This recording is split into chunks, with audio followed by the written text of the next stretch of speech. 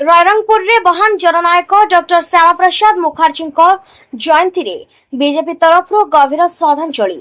आज भारतर महान जननायक डॉक्टर श्यामा प्रसाद मुखर्जी जयंती अवसर रे रायरंगपुर रे बीजेपी तरफ गभीर श्रद्धांजलि ज्ञापन करा जायछि। आज पूर्वाह्न 9 घटिकारे रायरंगपुर पौरांचल अंतर्गत डॉक्टर हरिकृष्ण महताब भवन निकटस्थ डॉक्टर श्यामा प्रसाद मुखर्जी प्रतिमूर्ति रे बीजेपी राज्य संपादक नेतृत्व में दलीय कर्मी माने एकाठी होई गभीर श्रद्धांजलि ज्ञापन करथिले।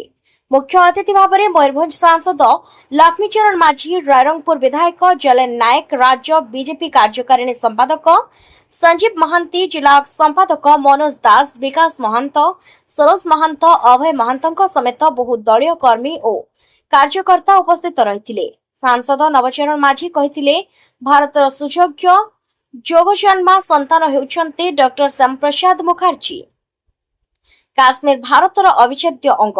भारत सहित काश्मीर जोड़िबाकू तांकर बलिदान भारत इतिहास रे स्वर्णाक्षर रे लिपिबद्ध होई रहिबो।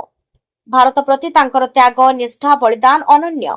से जणे बारिस्टर, शिक्षाविद, देशप्रेमी थिले। आज दिन में से समस्त भारतीयों चिर स्मरणीय। तांकरी मार्गदर्शन रे समस्ते अनुप्राणित हेबा पई कहिथिले। रायरंगपुर रो अक्षय विश्वाल को रिपोर्ट, न्यूज ओडिया।